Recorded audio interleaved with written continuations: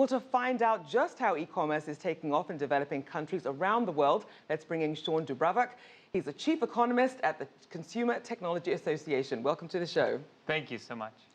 So, Shawn, let's look at some of the challenges, first of all, that traditional e-commerce sites have when they're trying to expand into some of these developing economies.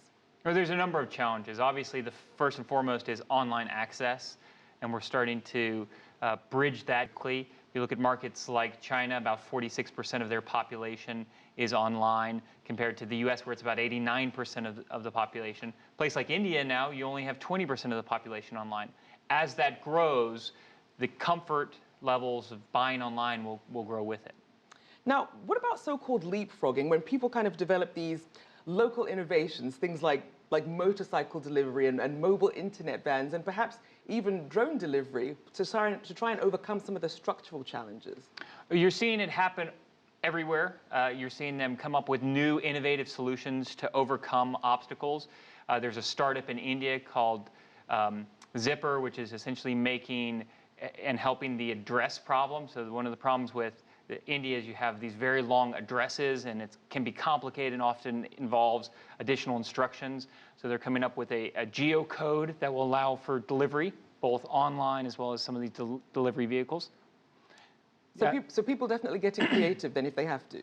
Definitely. You're seeing other companies explore how to use drones. JD.com in China, for example, talked at CS Asia about their drone delivery service and how they'll use it in some of the very rural areas of China. Now, for these companies, having the product available is one thing, but what about being able to conduct business and kind of go through the red tape? How important is it for these companies to build a relationship with the governments in these countries? It's very important that companies be able to experiment and to innovate, and so being able to navigate the policy arenas in each of these individual countries is important. You've seen Amazon, you've seen Alibaba and others expand beyond their domestic markets, and as they've done so, they've had to navigate the local markets, which involves not only local governments, but local policies and ultimately the local culture. Now, speaking of local culture, you have these local vendors who've already been in place for many years. Is there a chance that these e-commerce sites are going to come in and price them out, or do they perhaps have an advantage, being that they have that local knowledge? I think that there's certainly an advantage, but yet you're also competing against very strong global brands. I mentioned Alibaba, Amazon, of course, as they continue to expand into other markets. They bring a knowledge about logistics and about management. They understand how to price and how to promote, and so those give them also a unique advantage together with their scale. We are still very early on in the days of online commerce, and the way we think about online commerce today will be very different than what we think about online commerce in just 4, 5, 6 years from now. And it wasn't very long ago that you couldn't buy anything online, and now we take that as given, and so it's changing very rapidly. That's true. And one of the places that we're seeing a change is on the continent of Africa. We're seeing that Jumia Group, considered basically the Amazon of Africa, and it's actually the first unicorn from the continent, the first billion-dollar startup there. So what are they doing right?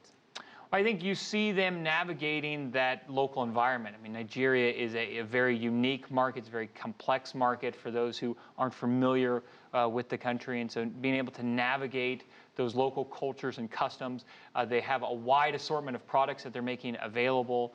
They've been able to work around some of the local policies and procedures to be able to be in the marketplace, and that will continue to expand and continue to grow. Now, do you think there's going to be a day where it's all kind of sectioned out? Alibaba will dominate Asia, perhaps Jumia dominating Africa, and then Amazon dominating North America and Europe. Is that the way it's going to head, you think? I think what you have seen in technology generally and broadly, but certainly within retailing, is that it is a very competitive environment. It's constantly changing.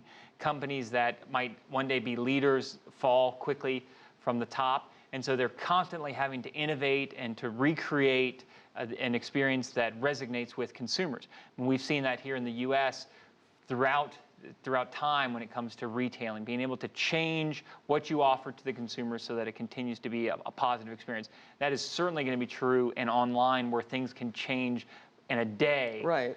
and platforms can evolve and change. I mean, Prime Day is a perfect example. This is a day that didn't exist 2 years ago. Amazon Exactly. created it 2 years ago, and it became a very big selling day, not just for them today, but also for other retailers who took advantage of consumers going online looking for deals. So Walmart took advantage of it, and others took advantage of it. You're seeing that happen throughout the world. It's true. We already see it with Alibaba. It's probably a trend we're going to continue to see. We'll have to leave it there, unfortunately. Shawn DuBravac, Chief Economist at the Consumer Technology Association. Thank you for joining us. Thank you.